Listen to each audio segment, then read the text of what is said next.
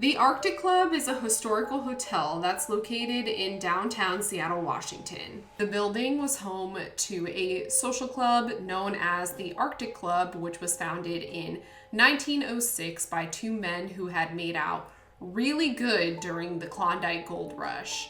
Their goal with the club was mainly just to attract men with common interests and make a place where they could all gather. The design of the building itself is rather luxurious. They even used stuff like Alaskan marble in the main areas of the building, and the exterior is this like white terracotta. And it's really, really unique because there's these sculptures on the outside of the third floor of like walruses for some reason. It's very cute, honestly. The club originally included a ladies' tea room, private dining rooms, billiard and card rooms, a bowling alley, a barber shop, private rooms that they could rent out to whoever, a rooftop garden, and even offices for rent. The club quickly became a place where prominent men brokered business and political deals, and this is where Congressman Marian Zajanc comes in. In 1936, Zajanc was running a re-election campaign in his office on the 5th floor of the Arctic Club. Marian got into politics early and joined the Democratic Party after earning his law degree. He made a name for himself quickly with his far-left ideas, and he was elected into Congress as the first Democratic senator in Washington state. While he often advocated for more progressive policies that not many were willing to champion at the time, his work was overshadowed by the wild publicity stunts he would often pull, such as bathing in a fountain in Washington, D.C. with his wife Ruby, or sending President Roosevelt empty beer bottles and mothballs as a gift. He was followed everywhere by the press and paparazzi due to his antics, and it was very clear that over time, his mental health started to decline because of this. In May of 1936, Marian and his wife got into a huge argument, and his wife ended up leaving him, which set him completely off the rails, and he ended up in a mental institution. He actually escaped the mental institution by climbing a 7-foot wall, and he ran all the way back to Seattle to his office like as if nothing had ever happened, which is wild to think about, and I guess rekindled his relationship with his wife Ruby. A few months later, on August 7th, 1936, Marian would jump from his office window on the 5th floor to his gruesome death. As if that wasn't already traumatic enough of an experience, his wife Ruby had just pulled up in her vehicle to the building when he jumped, and she saw him die right before her eyes.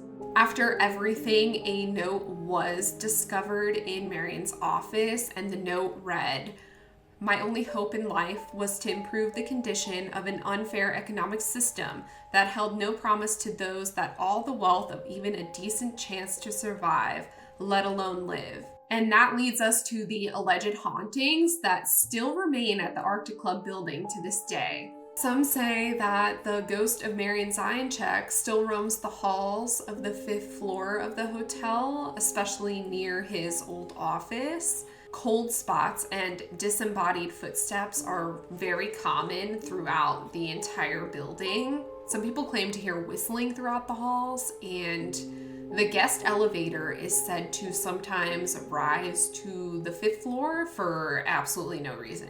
There are even claims that some folks have seen Marian Zajanc's apparition just like wandering around, but I think like the most wild claim is that there have been passerbys on the street who claim to see his apparition jumping from the building, and mid-jump it just like disappears and he never actually hits the ground, but it's almost like a residual haunt at that point where it's just reliving the same thing over and over again, but still that's wild. So of course, after reading all of this information and I'm not super far from Seattle.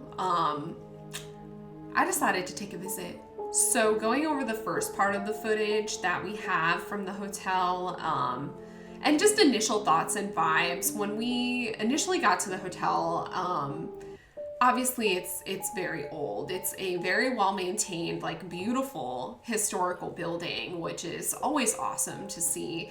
But I wouldn't say that initially I had any vibes that the building felt extremely haunted. I have been some places that set off the alarm bells for me right away, but this one was more of a slow burn, I would say. So when I initially started to look into booking for this hotel, I did reach out to them and asked if there were any particular hotspot areas or like hotspot rooms that we could stay in on the 5th floor. And I was told that there is no hotspot rooms that they know about, just that the 5th floor is the hotspot. So we were put in room 517, and I have reason to believe that this room is not actually near Marion's old office based on the view we had from our window, like onto the street. It was not the correct street. The correct street would be a view of Cherry Street, which is where he actually jumped.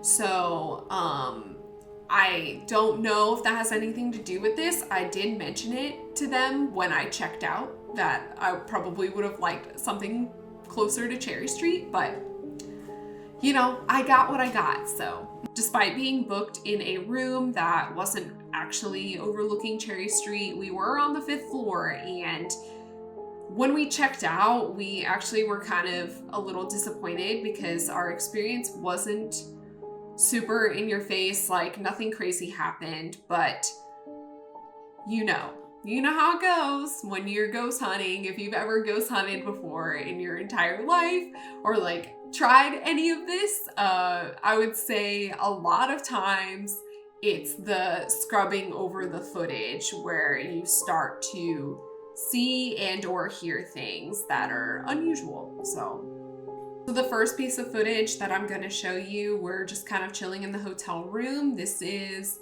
right after I kind of set everything up. I think it was pretty early on in the night, like 10 p.m.-ish, like 9 or 10, something like that. And we're using primarily the Spirit Talker app, which if you've watched any ghost hunting on YouTube, you have probably seen Spirit Talker before.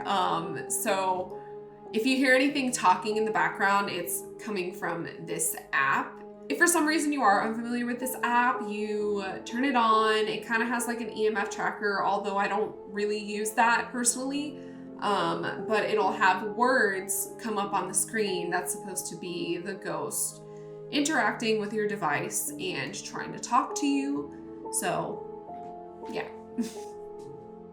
See, I'm sad. There's a ghost in here who's sad. If we stay right here. Mirror's reflection. What? Huh? Are you gonna show yourself in the mirror? Is that what you're trying to tell us?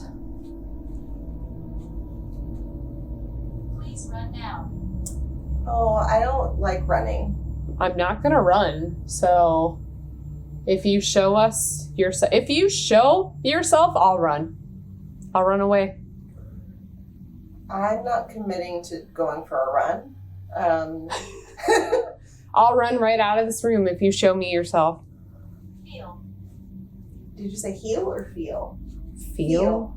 What am I trying to feel? You can feel the cow and it'll go bing bing.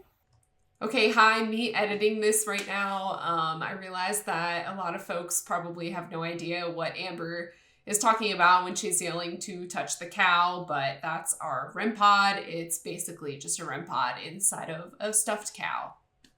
The noise was him. This is like popping off. You know, like what if I took a picture of it? You said something about mirror reflection, so how about it? How about you show up in the mirror? I'm gonna take some pictures over here.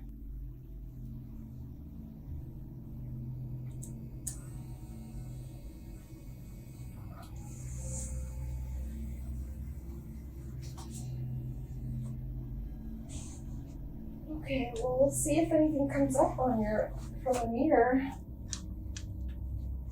This is cool looking, but it's not really. There's like a weird tail coming out of your head. See that white streak? Yeah, what? I don't know what that is. So Amber had taken a picture while I was sitting in front of the mirror recording, and I do have the picture here where she was kind of like, oh, there's like a little tail coming out of your head. I'm not sure if this is anything, but it is a little weird and creepy, and I think it gets even weirder based on some events that happen later in the night. So this is the Polaroid. And you can see on the side of my head, there's like this white wispy looking thing, and we don't know what that is. So after the footage that I just showed you, this continued on for a while. I think I made like coffee in the room, and there wasn't a whole lot of activity going on, but at some point we decided to break out the spirit portal. And if you're not familiar with what the spirit portal is, it's essentially a spirit box hooked up to a speaker, and it has a reverb pedal and a noise gate attached to it. And what this does is sort of make, you know how spirit boxes are like really staticky and like really difficult to hear? Well, this makes it a bit easier and clearer to understand certain words, phrases, whatever. I personally believe that we got some of our strongest evidence of a haunting during this spirit portal session, so I'll just have you take a look for yourself. All right. Spirit portal. Hello? Is anybody in there?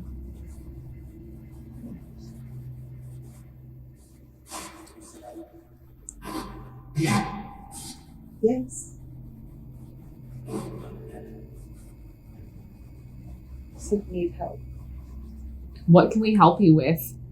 What do you need help with?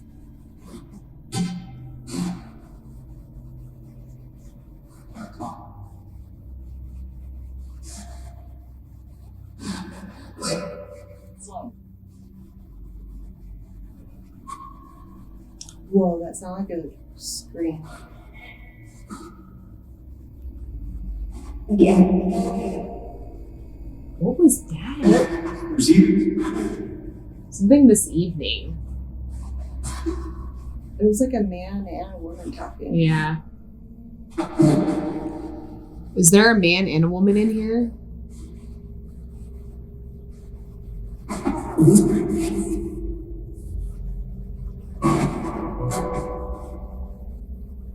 Does somebody want to touch the cow, please? Why don't you want to touch the cow? I don't want to. And then I heard he could. I heard I don't want two to. Voices. Mm-hmm. And so I heard, and then he could.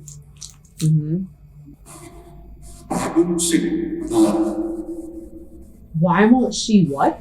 I heard we'll see. Hello. But I think he was saying, why won't she give up? That's what I think I heard. okay, that makes more sense. Yeah.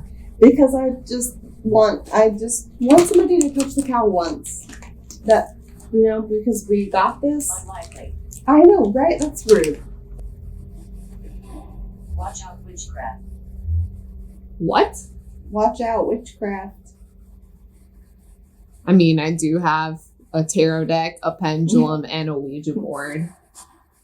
Oh, and I have Yeah, I know. Witch's like, Sabbath. My sweater says Witch's Sabbath on it. Yo, that's funny. I've never heard it say anything like that before. Watch out, witches. Like, oh God. Better watch out for them. Punch me. I heard don't touch me. Oh. Like, don't touch me.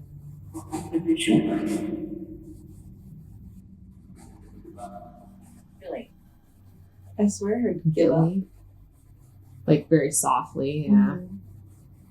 Bitch. Never gonna give up because that house really. Never gonna give you up. Never gonna give you. Never gonna let you down. Never gonna stop asking you. We're rickrolling the ghost. I feel like something just touched my head. Okay. On this See, side. if you can touch Curie, you can touch the cow. Like on this side, there's a weird sensation on my head. No. That was very clear, but we're not running. That's kind of creepy though, that it like was touching me and then it was like, run. Mm-hmm. That was like clear as day. It was clear. I think that was the clearest I've heard from this thing was run. That was crazy. Yeah. Stop touching me. For real? Stop touching me. I'm telling you 100% something's like touching me. And I'm telling it to stop and it's not stopping. Yeah, you need to back off. Okay, now it's gone. Actually. Maybe you have to boss it around. Except it won't touch the fucking cow. Well, it's like you want me to touch something, I'm just going to keep touching you. But I'm the one that's incessant. Why is it Yeah. trying to touch me? Not that. Please don't touch me. I mean, like, it's not just like a tingly feeling. I could feel my hair, like, moving. Like when, like, I could like, I'm feel stroking my hair moving. Yeah, that's weird. That it was not a tingle sensation. It was Help me. my hair moving. Again, I'm Amber. What's your name? Hello. If I can get a name through this device, I'll believe the name that comes through this device.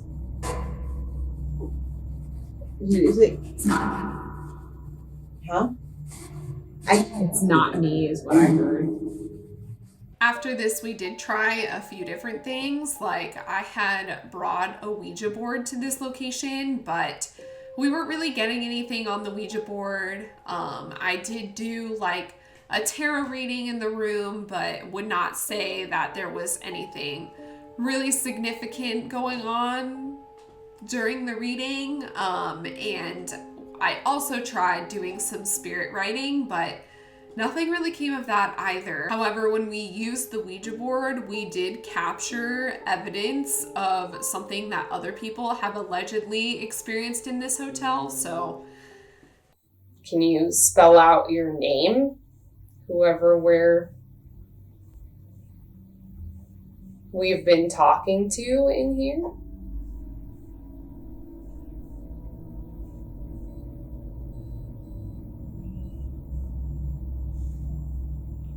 I heard a whistle. Mm-hmm.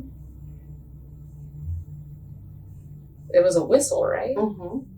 And the last part of the footage that I have is actually from me recording on my phone because we were out in the hallway and in the stairwell and things like that, and definitely had some odd things happening there that doesn't really make any sense, but This is the 5th floor hallway. And I think where we think there is stuff was this way.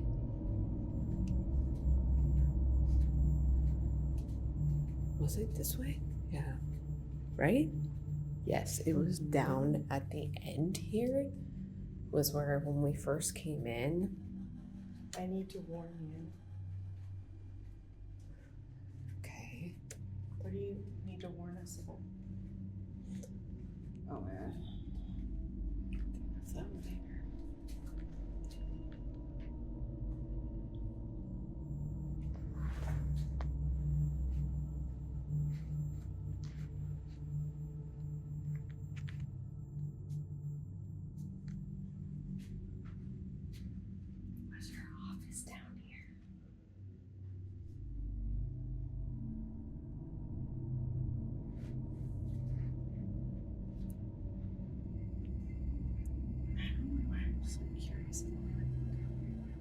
Let's go. But now I'm scared.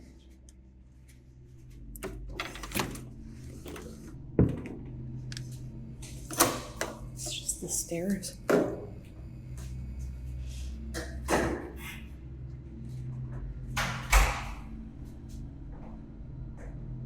These are nice ass stairs. Mm-hmm. Just saying. Okay.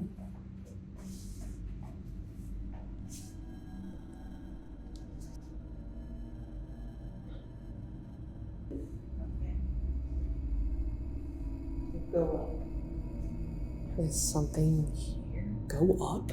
It said go up? up. Okay, I'm going. But then that stopped.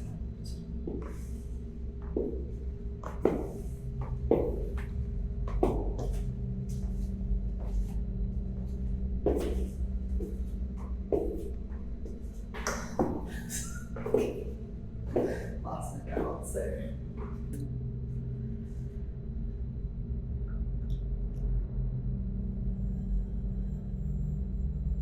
Okay, we went up. I'm by your side.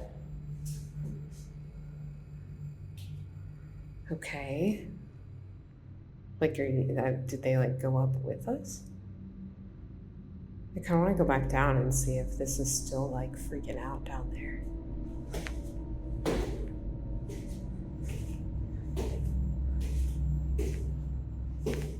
Yeah. Oh, now it's. Are you here near the steps here? Now it's not. Oh.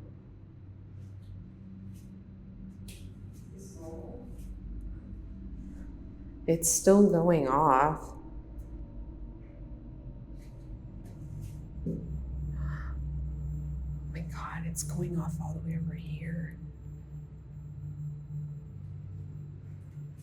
What the hell? But didn't when you were reading something, it said something about the third floor?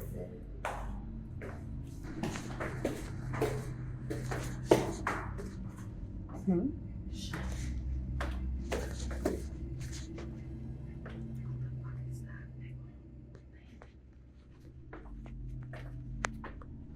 What is this? Emergency exit only.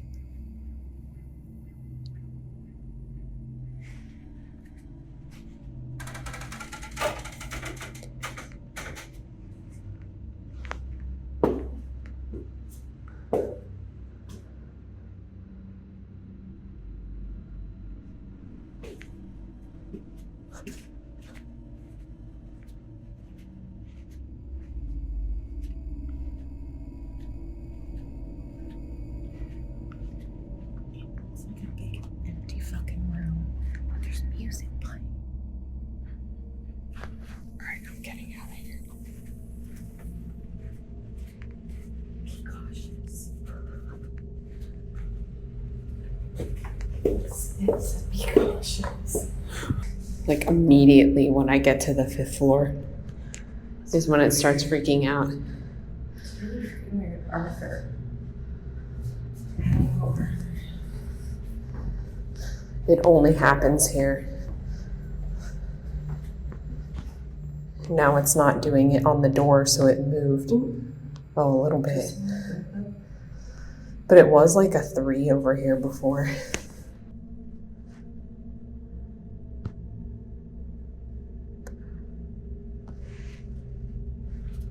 What the fuck?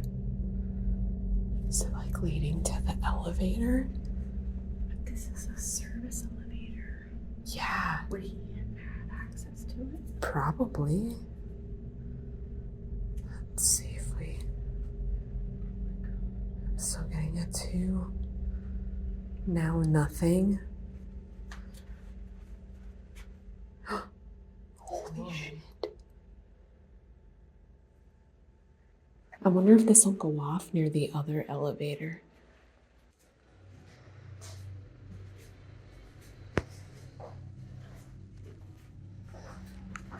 Nothing. nothing at the other elevators. Nothing.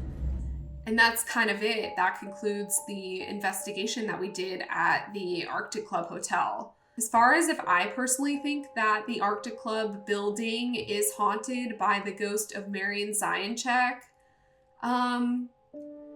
I do believe that it is haunted. I do think I would want to go back and do another investigation and maybe be closer to his old office. We did capture some pretty compelling evidence, in my opinion, especially the spirit portal picking up the name Ruby and the whistling sound, which has been, heard by other people before as part of the haunting. I would say that I didn't hear many disembodied footsteps. There definitely was a lot of noise just in general in this hotel room. There was even points of time that we left the room and I had footage recording, but it just sounds like people like knocking, banging, like doors opening and closing a lot, things like that. And this was earlier on in the night that we left, so it makes sense that people would be making a lot of noise. There was even a point in time where we heard the TV next door. So, as far as like footsteps and things like that, it's kind of hard to say, but some of the other stuff was definitely really strange, and I don't think it's completely a coincidence, personally. So I don't know. What do you guys think? Do you think that the Arctic Club is haunted? Have you ever been to the Arctic Club? Do you want to go? Let me know your thoughts down below. Anyway, I do have 3 other haunted locations booked over the next few months, so definitely expect some more ghost footage and things like that. If that's your thing, I would really appreciate it if you would subscribe, because I'm trying to be more active and do a lot more ghost hunting. Anyways, I'll see y'all in the next one. Bye.